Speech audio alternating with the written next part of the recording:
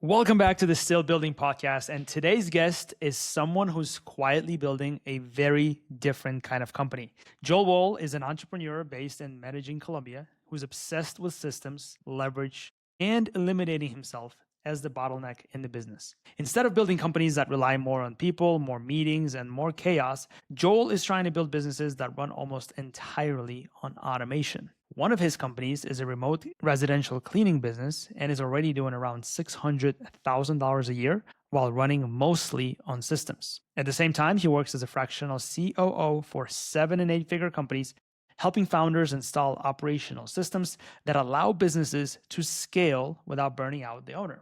But what really caught my attention is what he's doing right now. Joel has 12 AI agents running different parts of his business 24/7 for marketing and media buying, content creation, and operational reporting.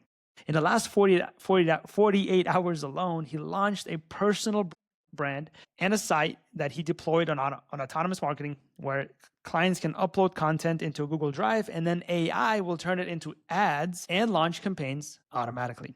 Guys, this isn't theory. This is actual business running in the background right now as we record this podcast. Today, we're going to talk about what it really takes to build companies like this, where AI fits into the future of entrepreneurship and business, and whether founders can actually build businesses that scale without becoming prisoners of their own companies. Joel, welcome to the Still Building podcast. We're still building, man.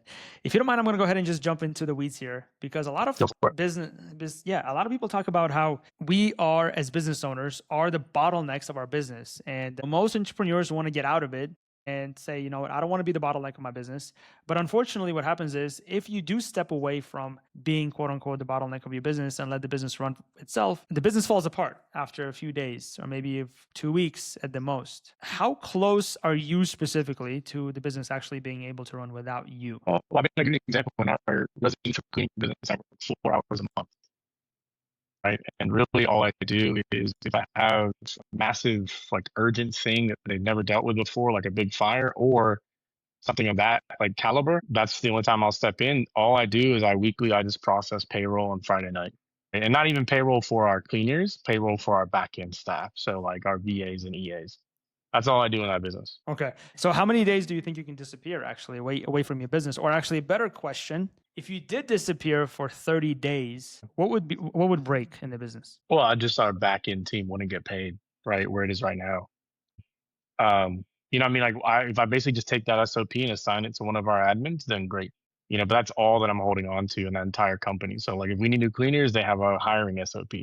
If we need to run Facebook ads, they have Facebook ads SOP. If we have a client complain, they have a client complaining SOP. The sales is all handled SOP'd. Everything is SOP'd out, right? And so the major thing with entrepreneurs is that we're really good at doing things and we're not good at teaching others how to do it.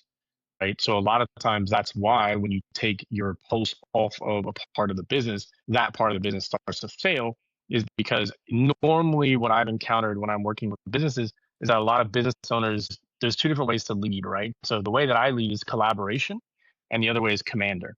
And commander is I would say 98% of entrepreneurs fall into this world where they're saying, hey, go do this. Hey, fix this. Hey, da da da. And they're basically commanding someone to go do something. And the reason why that attributes to you not getting away from your business is because you basically turn into the babysitter.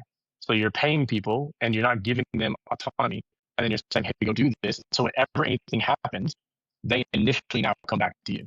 So if you don't turn that off, if you don't basically say, hey, look, I trust you make the decision. If you fail, if you mess up, then they're never going to grow on your own. All you're doing is hiring expensive. Great point. And this all sounds great in theory, but can we dive into how you actually made this happen in your business? I mean, we would all love to have very structured SOPs. Unfortunately, I think most business owners are just, in the nature of it, they're just too busy being the salesperson, being the administrator, being the customer service rep that A, how do we build these SOPs? And B, how do you actually get to working in your business for 4 hours a week without you being there?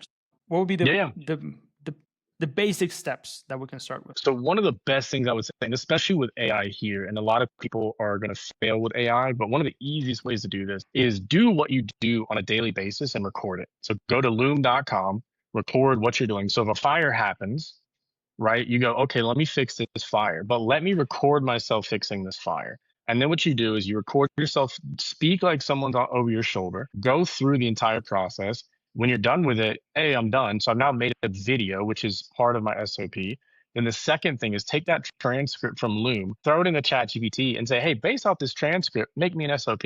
And then take that, hand it to your EA or VA and say, run this, and then see where they fail. But the purpose of an SOP that I always teach is that you have to make it as simple as like your mother could come and do it. So if part of your business is failing, your mother should be able to step in, or someone that has no idea, even it'd be better if they don't even understand technology, could step in, follow step by step by step by step what you say to do, and still get the same output. Right? That's how you create SOPs that allow you to step away. Awesome. So record yourself doing it. I didn't hear the part. This is new for me, that to take the transcript, put into ChatGPT, and then have. Awesome. Okay. And then you have those SOPs built. And how do you ensure that the team actually follows them? So Because a that lot of the times they become just the documents.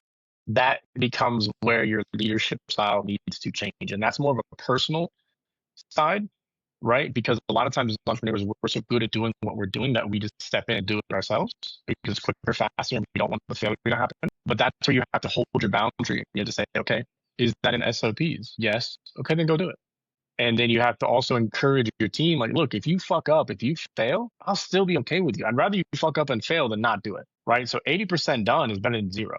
So, or 100% done by me. So I'd rather encourage them and collaborate with my team than be the commander where everyone has to come to me for all the answers. That's awesome. Take me back a little bit.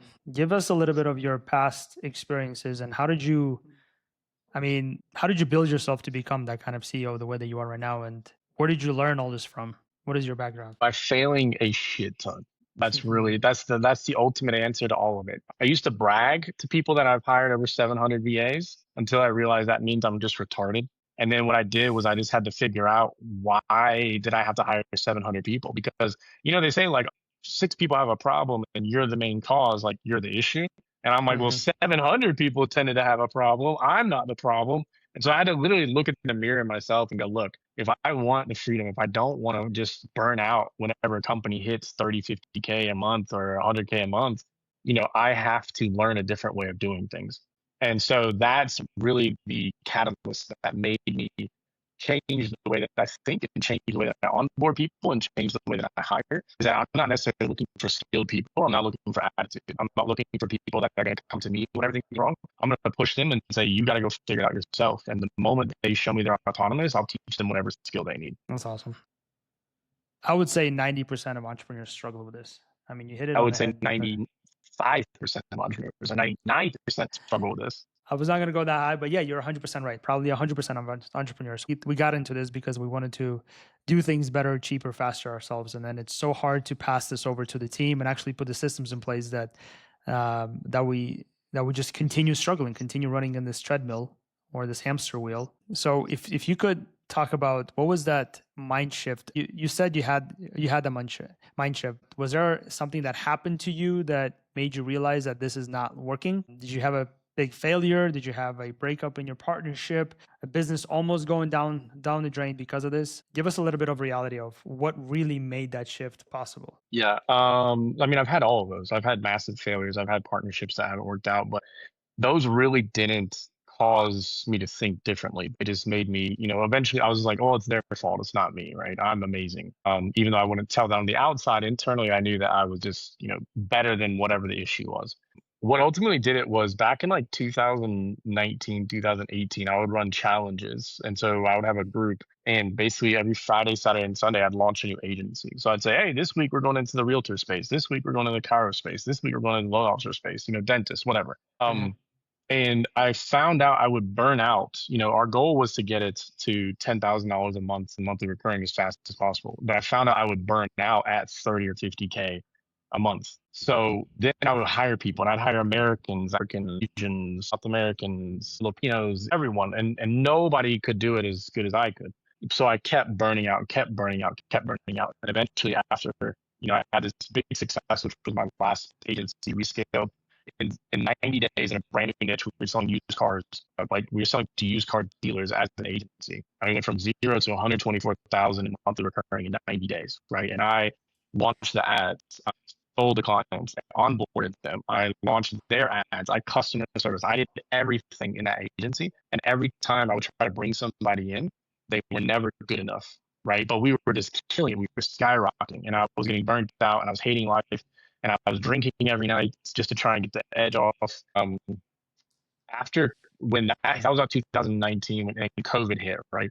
And when COVID hit, two of our dealers disputed. They're actually the higher tier packages. They disputed their charges for the last 6 months, and it ended up being a $60,000 of disputes taken out of my bank account. And at that moment, it was like, well, if I had a gun, we wouldn't be having this conversation right now, right? Because it was everything I'd worked hard with. I had done everything correctly. I couldn't predict COVID. I didn't know where it was going, but it absolutely shut down the used car dealership niches. A lot of my clients went out of business because everything in that time stopped. Nobody wanted to buy cars, especially used cars. They wanted to repair them and keep their cars. And so people were scared, and that entire agency just died during COVID.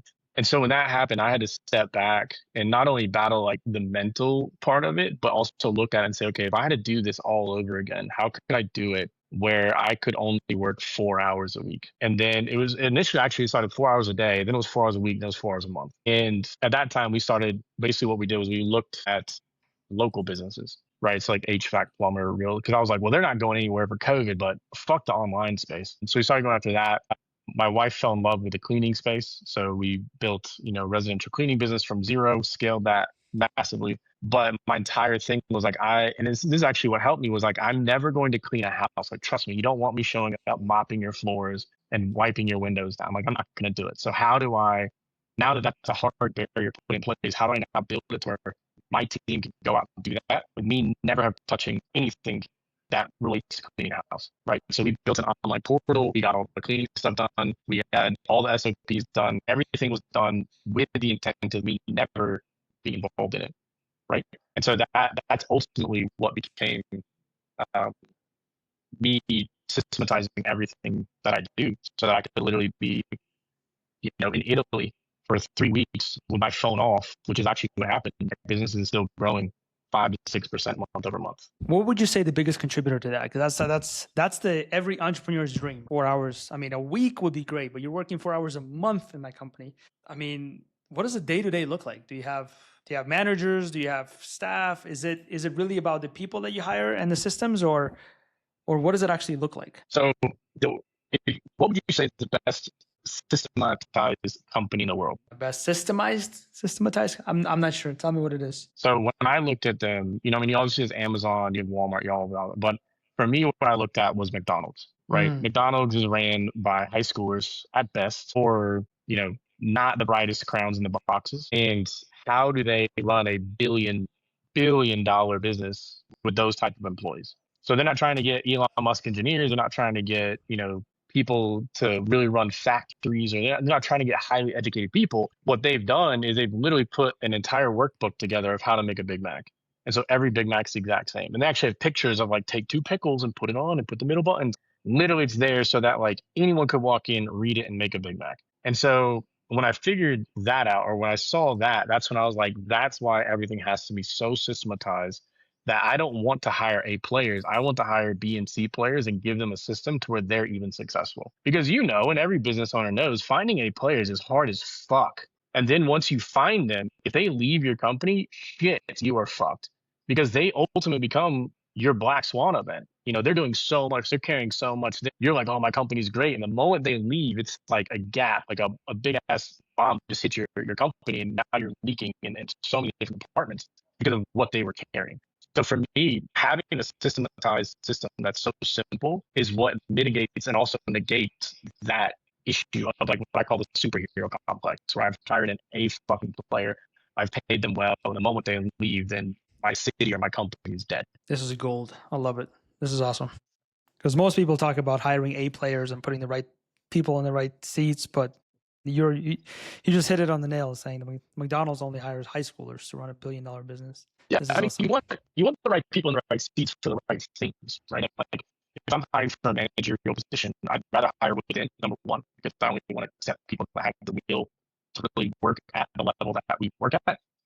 Yeah, I don't hire for that. I don't even care about your resume. If you give me your resume, I will never fucking read it. I'm gonna say, come here for 2 weeks, show me your work ethic. If you can pass those first 2 weeks, fucking welcome on board. I can teach you whatever fucking skill I need to teach you because I had everything SOP'd out. So I don't need you. I'd actually rather you come to any of our companies without prior experience because everything's SOP.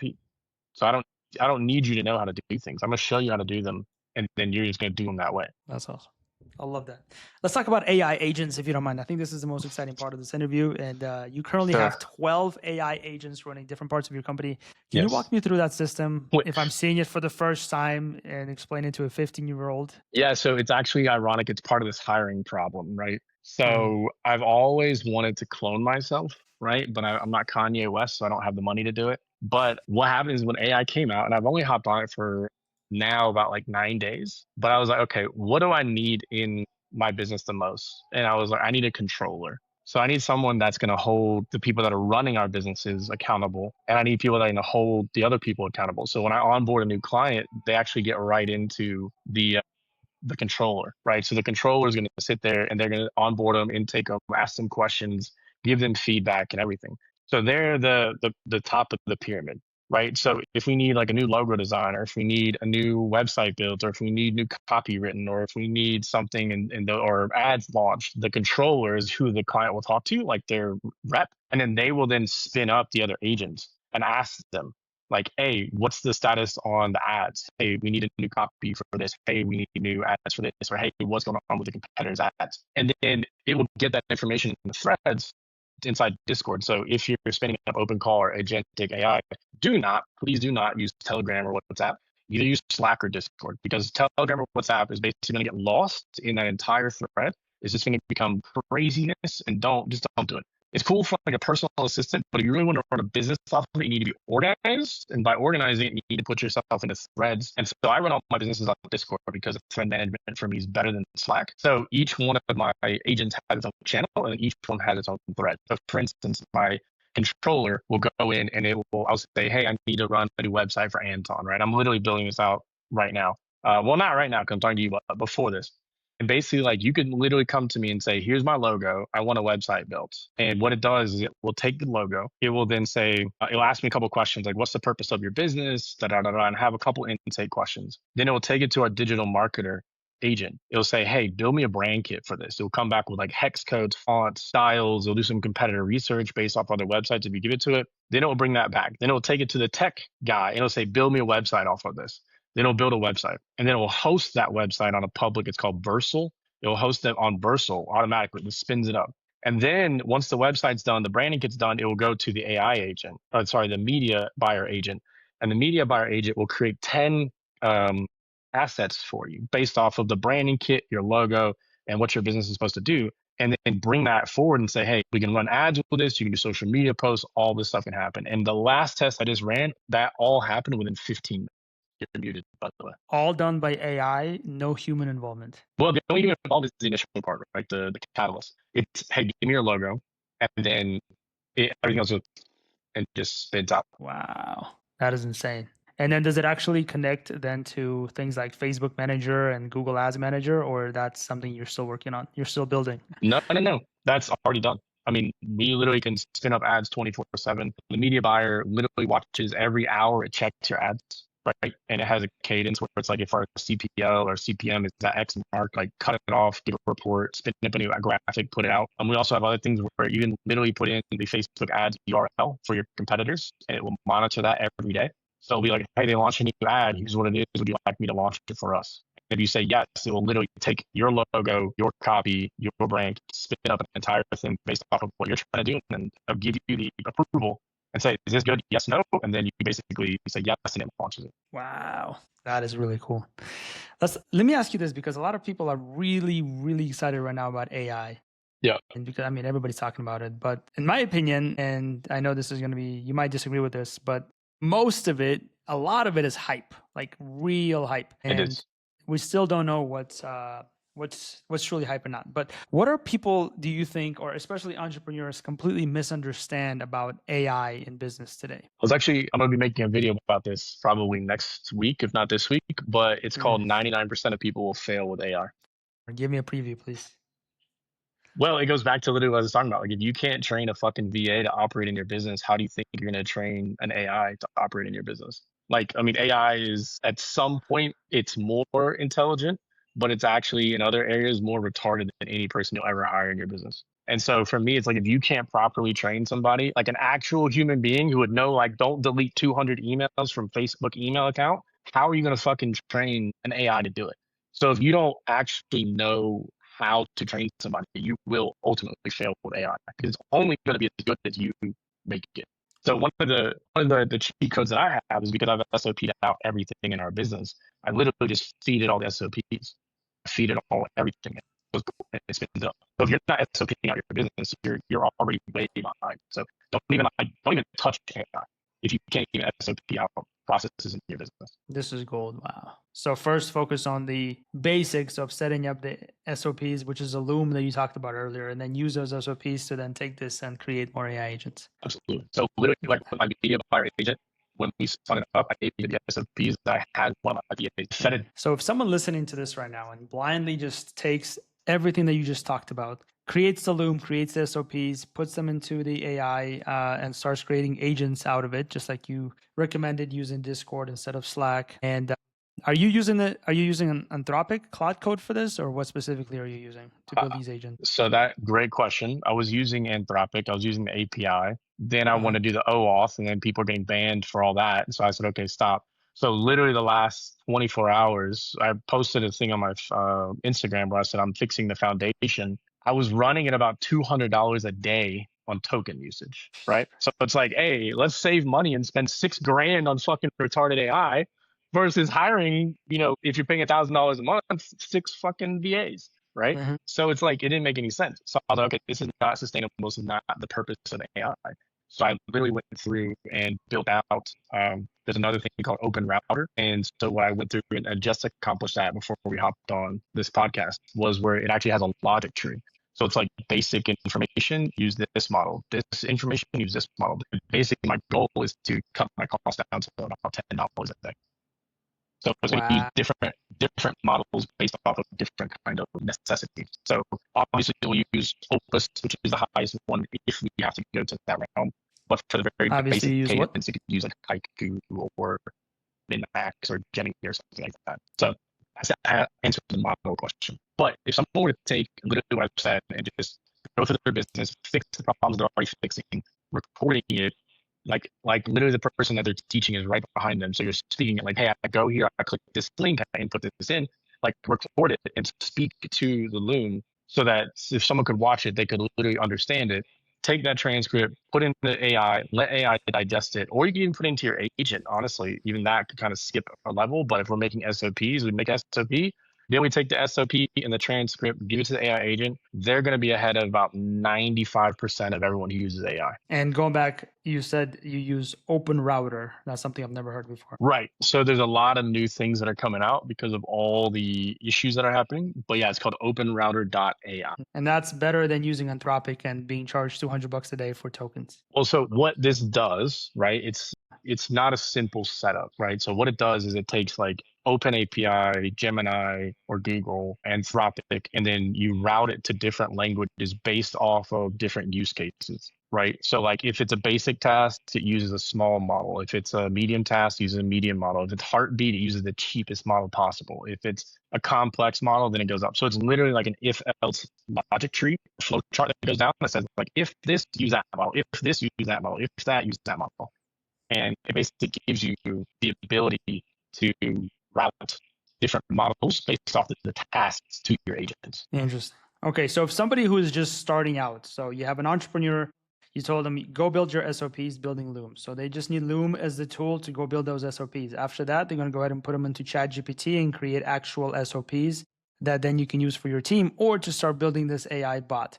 But once you actually decide to build this AI bot, let's go ahead and say you want to build a controller, a manager, day-to-day ops. A manager, sure. Exactly. What's the next step? Where do you go from there after you got the SOPs built? It's like the manager's already up and running, or what do you mean? No, you have the Yes. So you have a human manager who you have SOPs for, but you want to go ahead and see if you can build an AI manager who's actually going to be doing better than your human manager.